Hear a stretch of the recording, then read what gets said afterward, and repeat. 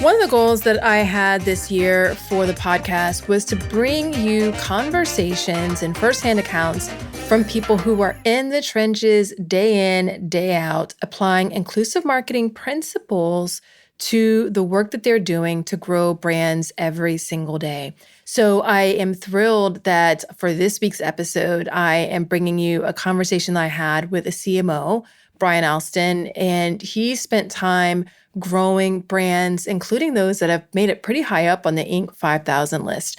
So the company that he spent some time working for was Greater Than. He was a CMO there. And he's also worked on brands like Magic Spoon, which has some great gluten-free cereal, and Go Clove. So after this short break, you will hear my conversation with Bryan as we get into the details of some inclusive marketing best practices he picked up while growing a number of brands.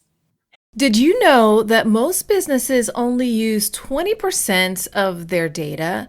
That's like reading a book with most of the pages torn out, or paying for a coffee that's just 1/5 full. Point is, you miss a lot unless you use HubSpot. Their customer platform gives you access to the data you need to grow your business. The insights trapped in emails, call logs, and transcripts, all that unstructured data that makes all the difference. Because when you know more, you grow more. And when you get a full cup of coffee, you can do more too. But I digress. Visit HubSpot.com today. Hey, Bryan, thanks so much for joining me today. How are you? I'm doing well, Sonia. How about you? I'm doing well. All right. Well, I'm excited to dive into some of the things we're going to cover today. But before we get too far into that, just tell the people, who are you and what do you do? I am Bryan Alston. I've spent the past 15 years of my career mostly in e-commerce, like launching and scaling e-commerce brands, both in the agency world and in the startup world. Most recently was the chief marketing officer of a company called Greater Than, which was a hydration drink for pregnant and breastfeeding moms.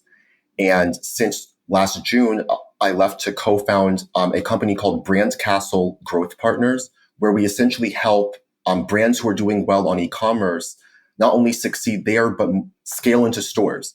So we essentially handle the entire process from start to finish for their expansion, as well as all of the marketing that goes into their success. Okay, sounds very cool. Sounds like you're doing a lot of great work.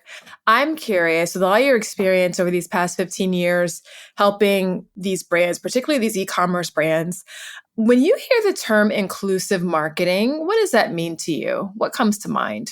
So that's a great question. And I would say, it's like one thing to point out for the listeners, especially if they can't see me, is that I am a gay Black man in marketing. I've often been one of the few, if not only, in the room. So for me, when I think of inclusive marketing, I sort of see it as like customer advocacy. Like when I think of like what a true marketing is, it's not, hey, how do we just sort of get people to buy this product? It's how do you know your customer so well that you can really speak up for them and really advocate for them in the room when you are making these critical business decisions. And because of that, I think that it's really important to make sure that the customers are seen and valued and heard. Mm-hmm. So like for me, when I've always like thought of campaigns and the models that we hire, or the types of customer stories that we choose to highlight on our Instagram, or, the types of holidays that we choose to, have campaigns around, I've always liked to sort of have the full breadth of our customers in mind as we're doing that, and making sure that they are not only seen and valued, but more importantly, that it actually aligns with, our business decisions. Yeah. Yeah. I'm curious. I'm somebody with a lot of differences. That's how I often describe myself. And because of these differences, I am often thinking of people with different identities from a marketing standpoint. It's just a natural way that I think because of my lived experiences and differences that I have. It sounds like because of the lived experiences and the identities that you hold, that is a bit of the way in which you operate and you bring that to your work. What thoughts do you have for people who may not feel like they have an identity that is part of an underrepresented and underserved community? How can they get that mindset to where they are proactively advocating for consumers, as you mentioned it, who have these identities that are often ignored or, kind of afterthoughts? That's a great question as well. And I would say that you should just talk to your customers, which might sound very basic and it probably sounds really sort of simple, but you would be shocked at the number of clients I've worked with where when I ask them the question in my kickoff call, like one of the first questions I ask is, tell me about who your customers are. Usually the answer is a description of who they are, or who their friends are, or who they want their customer to be. But when you actually like look into the data, and this is why I love e-commerce, because you have access to that data and you have access to sort of that one-to-one relationship with your customer base. Very often the people who are keeping the lights on at these companies are very different than the people who are, in the room running the company. And that's not to say that, like you have to sort of like totally, shift the entire company's directive. But most brands, especially as they're scaling, have multiple customer bases. They have multiple cohorts of people who might all have very different experiences, different behaviors, different cultures.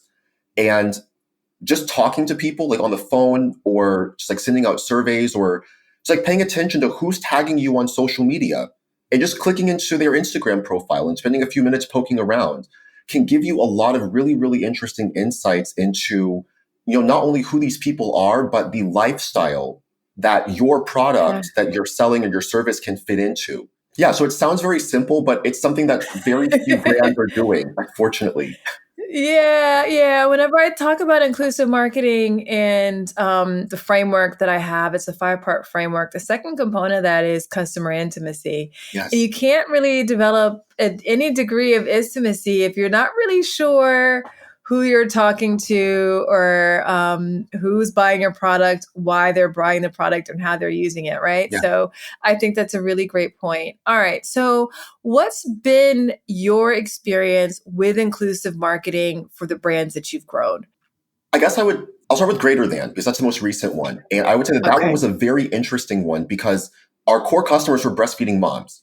So we have a very, as you can imagine, broad customer base, like all moms, regardless of their race, their age, their background, most of them at least try to breastfeed for some period of time. So because of that, we had a very, very diverse customer base. We had customers who mostly lived outside of huge cities. They weren't necessarily sort of your standard like direct-to-consumer marketing cohort.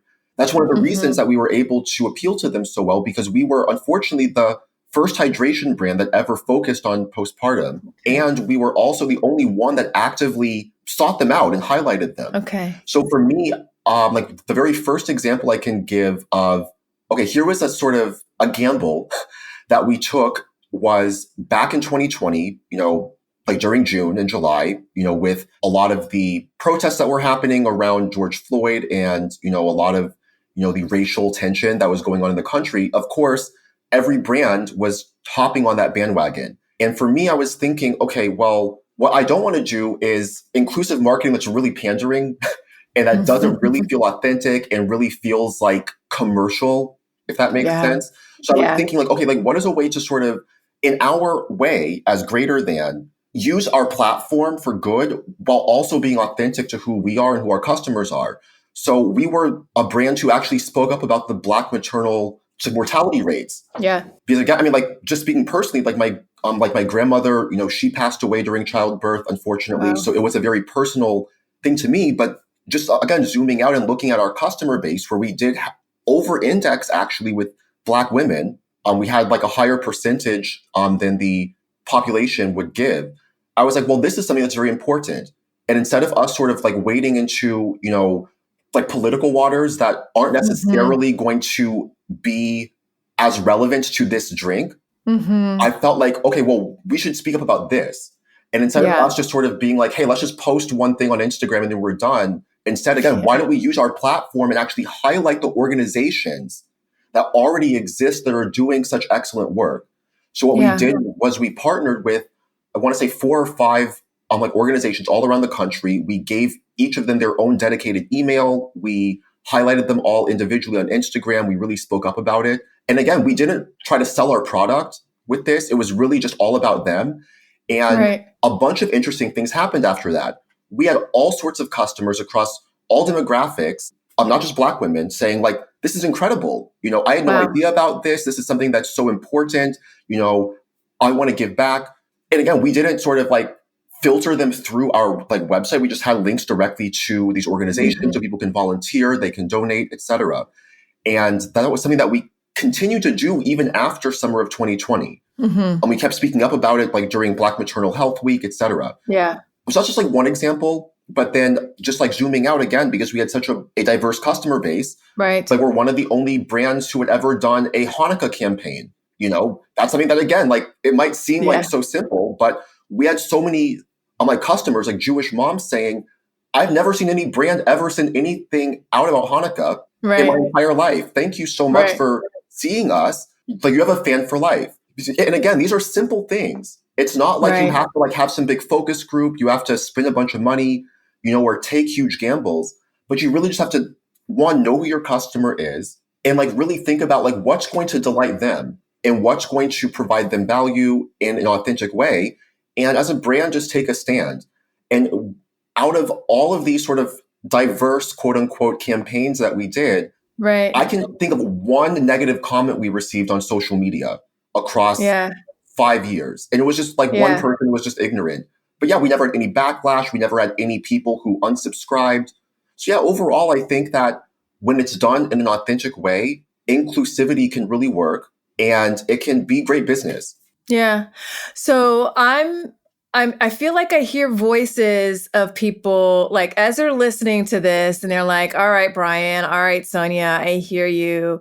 Like we want to talk to our customers, but how do we know these identities? Like when we're looking at the data, how do we find out if our customers are Jewish, if they're Black, how they identify from a sexual orientation standpoint? Do we ask them these questions? Like, how do we find out all this information so that we can incorporate it into our marketing? So what do you have to say to that? So if you're an e-commerce brand, there's this free tool called QuantCast that I've been using for my entire career. Okay. I'm not sure why it's free because it's amazing, but basically it's just this little piece of code you put on your website and it gives you a ton of interesting demographics data on your customers, including their ethnic background, including age, if they have children, the types of stores they shop at, etc. And it's all aggregated, it's all anonymous. But that's how I knew, hey, we have X percent of our customers who are African American. We have X percent of our customers who are X, Y, and Z. I could also see what types of TV shows they watched. So I knew that our customers, on average, skewed a little bit more, towards the MSNBC type of crowd versus, maybe the other type. So we just had a customer base where I felt they would be receptive to having more, broad and diverse stories being told versus, for example, if I was the chief marketing officer of Bud Light, maybe that would be a different decision-making process. Maybe there would be a little bit more sort of consideration into like what types of things we're showing. So again, Quantcast is a great tool to get objective data on that. And then if you don't have, a ton of website traffic or can't get that data, then use social media. You can really just click into your customers' profiles of your followers and just look. You can hire an intern or, a virtual assistant to make a collage of like, hey, here's like what I can sort of see from what they publish publicly and sort of get a general idea of your customer base that way. Yeah, I also think it's a great idea. These are all wonderful suggestions that you've given. And like you said at the beginning, like it's sometimes just talking to people. So if you like said, hey, I think I'd like to get on the phone with some people or do a Zoom chat or whatever, a coffee chat virtual. Or even if you're local, there's nothing to say that you can't say, I want to host a customer meetup, right? And like old school grassroots talking to people. And I think you'd be surprised, brands would be very surprised how much they learn about folks and develop a deeper, more emotional connection by having those conversations. You are so right. Yeah. Like people just want to be heard and seen. And you would be shocked at the amount of information people just give you if you ask. If you just like give them a platform to feel like they're really part of like something bigger than themselves and they're part of helping this brand grow, they'll give you all sorts of really good qualitative data and insights that you probably won't see in any report. I mean, that's really how Greater Than grew. The company like grew extremely rapidly over the past 5 years because of that customer relationship. Because we did pick up the phone, and because, we had our best customers where we knew the names of their kids, and we're like, Yeah. oh, how's Sally doing? Or like whatever it is. Yeah. And the Yeah. other thing is, it's not just about big campaigns. It's not just like, hey, here's this one time a year where we're diverse, quote unquote. Like, Mhm. we made sure to post, or like, I guess, repost like user generated content. So people who would tag us on social media or send us pictures of themselves with the drink or with their family, we made sure to Mhm. have as broad of a range of moms as possible highlighted. We weren't sort of cherry picking people that we felt fit a certain aesthetic. We're like, no, we want everyone, all moms, Yeah. to feel cherished and welcomed. And again, from a business standpoint, not only does that help you draw in more people, but it helps you retain those customers.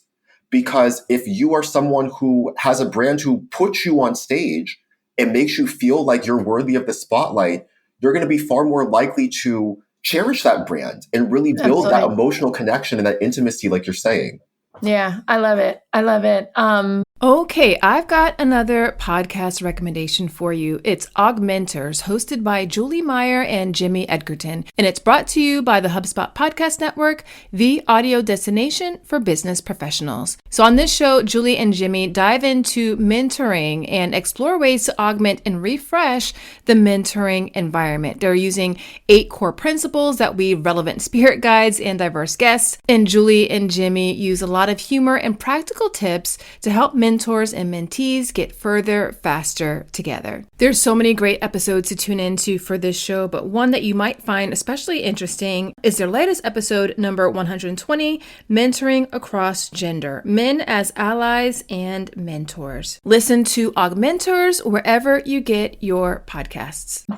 Okay, now you in our back and forth when we were leading up to this conversation, one of the things that you mentioned was how you have been able to really leverage the intersection of performance marketing and inclusion. Can you talk a little bit about that? And also, just for those people who might not be like, performance marketing, as I think some people still have like it's elusive for some people. Can you just talk a little bit about that? Yeah, sure. So we've sort of given people like a little bit of a preview. Like I would say performance marketing is just measuring everything.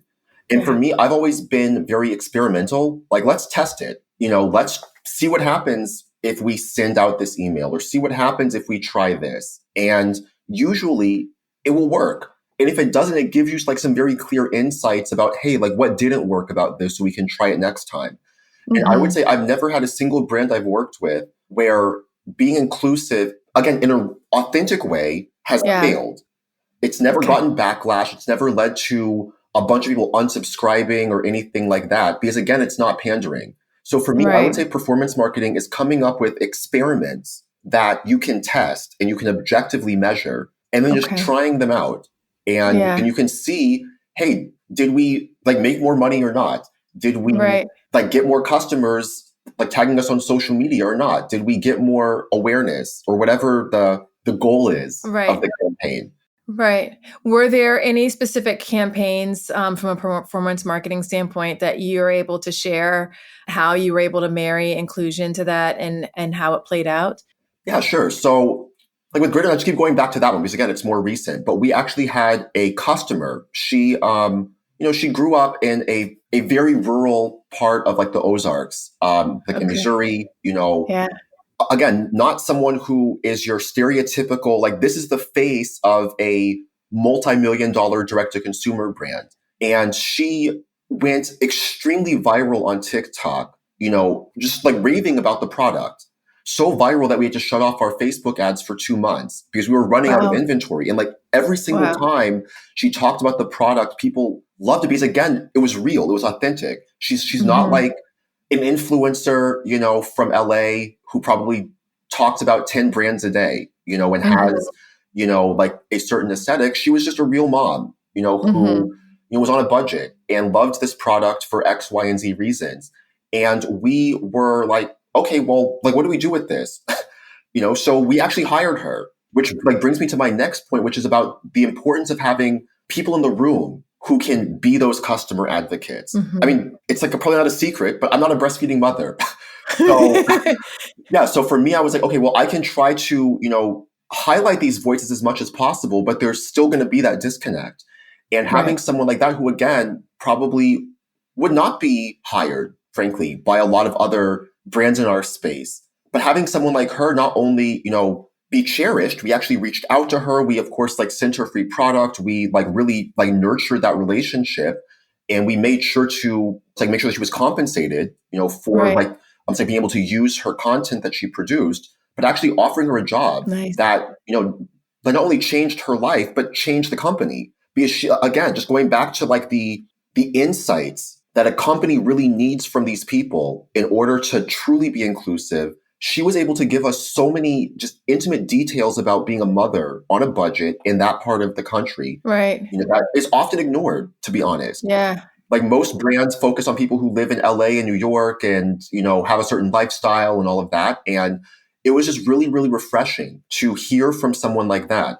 So again, when people think of inclusivity, I feel like, especially nowadays, it comes with a very specific box that people have in mind. But like when I think of inclusivity, I think of including everyone and Mm-hmm. having all voices heard and cherished and valued. And it is good business. And with that, the company, after we hired her, went from probably 2 million to 10 million Oh my within goodness. 2 years. It was a major, major turning point. And I really don't think that we would have been able to do it without her content that she produced, but also her passion that she was able to bring into the company so that she can advocate for other moms like her. And there's millions of them. Yeah.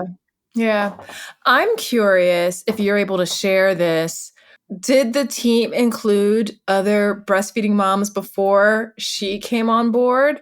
Or was it that she brought a very unique perspective from like a rural standpoint and what that was like? We had other breastfeeding moms, including the wives of the two founders. In fact, like one of Hmm. them gave birth during all of this. Wow. It's like just to go into the performance marketing piece. Right. The company actually started as a sports drink that was Okay. primarily aimed at like CrossFit and yoga. And they were a client of mine at the agency I worked at. And my hunch when I started with them was that this would be a really good drink for soccer moms, essentially. It would be a Okay. really healthy, organic electrolyte drink for athletic children. Okay. And then the parents could drink it themselves because it was low carb, no added sugar, organic, non-GMO, etc. And then some of those moms must have been breastfeeding because they Okay. began to form this organic, like viral traction with this drink. They began to tell all their friends about it. They began to tag all their friends who were pregnant. And like, again, going to the performance marketing piece and the importance of actually paying attention Hmm. to your customer, that could have easily been ignored. And to the credit of the co-founders of the company, Mark and John, a bunch of my clients, if I had brought that to them, they would have fired me.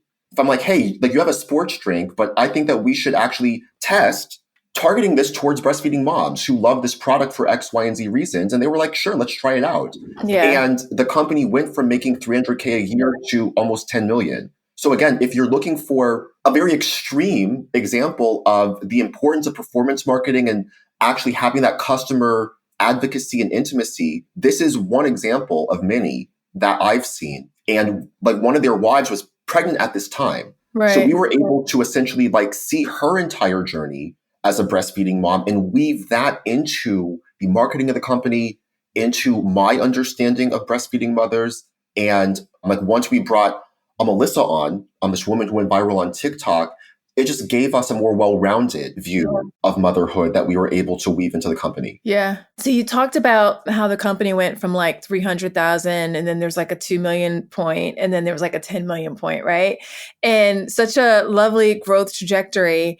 And I know it feels like more and more we're talking about these success stories that feel like just these one-offs, but I feel like more and more we're starting to see that there's enough data points to where we're seeing like this is the way it works, right? Like, so Yeah, it's not like, as you were talking about it and how basically this company started off with one customer in mind, but it turned out when they looked at the data, and who was talking about the product, it was a different group that they had not considered. Not that they were yeah, trying to be exclusionary. It just so happened that there were different people who latched on, not yeah, intended, but it works, right? yeah. That's some good um, marketing. right. Who latched onto this product for different reasons. And the company leaned into it and it worked for them. The same thing happened with Stanley and the Stanley tumblers, right? Yes. So Yeah. they went from 70,000 to 750 million, right? No, those numbers aren't quite right. But they went from a decent size to they 10x'd it. Totally. But they 10x'd it because they basically followed what was happening in the market and finally started to embrace other consumers who have this problem, and they expanded it and to be more inclusive. So the lesson that I always want to leave people with is that don't get so married to who you think your customer is, because oftentimes it can be another group you are not including. And whenever you start to include them, not only in your marketing, what is your message, but also include them in the process of developing how you're working and building up your brand, then you can really get some exponential results. 100%. And again, you brought up a lot of really interesting points about the importance of having people in the room who, basically the people who are sort of used to being ignored are probably the people who are more likely to find those things. Yeah. I have no idea about the marketing team or Stanley or who's just running the company. Right. But, I would say if I didn't have the experience that I've had, I don't know if I would have picked up on that nuance of wait, this product isn't a sports drink. Right. There's something else about it that I think is bigger than that. My hunch was that it would be more of a family hydration drink. And it ironically ended up becoming that. These moms were bringing it into the house and then their kids were drinking it, even though she brought it in for breastfeeding, or her husband would drink it as a sports drink. But we didn't really market it that way. Because we wanted to focus on the customer that was overlooked and ignored. Yeah. The fact that there had never been any hydration brand ever to focus on the intense dehydration that moms face when they're pregnant and breastfeeding is kind of ridiculous when you think about it. Yeah. But again, that shows the importance of inclusive marketing. Right. If you are someone who actually wants to pay attention to ignored voices, it can lead to a ton of money. And I think that's something that people ignore. And again, this is obviously a really extreme example, right? But look at Fenty Beauty. There is no reason that it took until 2019, 2020 for there to be a diverse and inclusive range of cosmetics options for people with brown and black skin, when most of the human race has brown and black skin. Yeah. And Rihanna, as well as her team, struck gold because they were that's a lot of people who have a huge problem that's being overlooked. Why don't we actually address that problem? Yeah. And, she's a billionaire now, many times over. Yeah. So again, when people are always pointing out to the one-off campaigns that didn't work, the Bud Light example is obviously one that people point to, is don't ever do this, or go woke, go broke, or whatever they say. It's okay, but again, it goes back to the authenticity piece and who your customer actually is. Like I said, if I was the chief marketing officer of Bud Light and someone brought that campaign up, I was like, should we do this campaign? Is this something that our customers are going to care about? Or is this something that's going to sort of be more of an external, pat on the back that we're looking for? Versus, with the Fenty Beauty example, or with the Stanley Tumbler example, or with the Greater Than example, it was authentic. They did listen to the actual customers in the market who were looking for a solution, and they were able to match make the product with that. And I feel like that's how inclusive marketing should be done. Yeah, I think it's great. I love those examples and how you weave that all together. Let's switch gears a little bit. Can you tell me about a time when a brand made you, as a consumer, feel like you belonged? Ooh, that is a really, really good question. One that, just being transparent to the audience, I feel like I almost don't shop as much as you think. I don't buy things online, because I'm so immersed in it for work. I feel like I don't. Yeah, when is the last time I actually bought something online? I would say there is this one company called COS. I'm not even sure how they're pronounced, but I just love their clothes. It's spelled COS. Okay. And what I've always really liked about them is, one, I like the aesthetic of the clothes, but even though it is sort of an accessible, luxury, fashion brand, they do have a pretty broad range of people that they show. And I think, again, going back to the authenticity piece, very often when you hear of fashion brands being inclusive, it's usually okay, well, we have 10 white models and there's one other. Yeah. You sort of check every single box. Yes. The racially ambiguous person. it's like the racially ambiguous person who, has this aesthetic and maybe they have like something else. And I'm like, that's great. But I feel like there's so much more that can be done. So I've always really liked the like models that they use. I really like, the range that they've shown on their website and all of that. So yeah, I would say like that's the one that comes to mind immediately.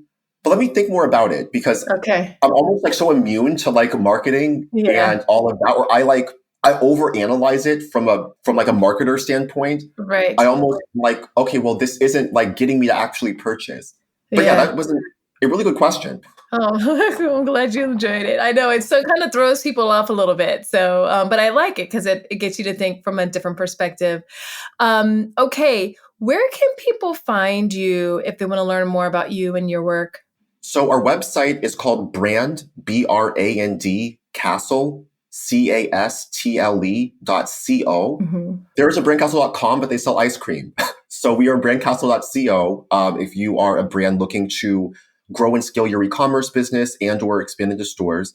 I'm also on LinkedIn at Bryan Alston, BryanAlston. And we are going to be launching our own podcast in a few weeks called Omnichannel Roundtable, where we essentially talk about the secrets that we've learned in our experiences to help brands not only succeed online and off.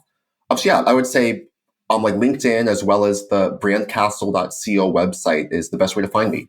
All right. Well, I will have all that information in the show notes so people can find you super easily because I'm sure there's a lot to learn from your experiences. Bryan, this has been a lot of fun. Any parting words of wisdom for marketers and business leaders who want to infuse inclusion into their marketing so they can do a better job of serving more customers while also growing their business, like some of these examples that we've talked about today? I mean, this is going to sound super basic, but I would say just being really open-minded. Like so often have I seen people shut off to the ideas of going after different customer bases than whom just might be different than them or their friends or the people that they see on a daily basis, or, just like trying new things or taking a chance on that model or Right. taking a chance on hiring that person, who like might not be a quote unquote cultural fit, Mhm. but could still bring a ton of insight and experience and wisdom to the company that again could lead to substantial revenue growth. So for me, again, I think that when inclusive like marketing is done right, as well as inclusive hiring, it can lead to tremendous like revenue growth, as well as a tremendous amount of like customer loyalty, which is Right. like worth more than gold nowadays. Yeah. Thanks so much, Bryan. It's been such a pleasure chatting with you. Yeah, thank you so much, Sonia. It was a pleasure. I really had a fun time chatting with Bryan, and I hope you enjoyed it just as much as I did. If you enjoyed the show, I would so appreciate it if you would leave a rating and review for it in your podcast player of choice. I recently got this super lovely review from Erwin Martz, MD, and I just wanted to share it with you. It says, super value, there's 5 stars, and Erwin says, I absolutely love this podcast. The content here is amazing. Erwin, thank you so much for taking the time to leave this review. And if you all decide to leave a review, I would so appreciate it and can't wait to give you a shout out here on the show. Also, are you getting the Inclusion in Marketing newsletter? Each week, I send news, stories, tips, and other insights to help you build an inclusive brand that attracts and retains a diverse customer base. Go to inclusioninmarketing.com/newsletter to get signed up. I will also include a link for that in the show notes for you. Until next time, remember, everyone deserves to have a place where they belong. Let's use our individual and collective power to ensure more people feel like they do. Thanks so much for listening. Talk to you soon.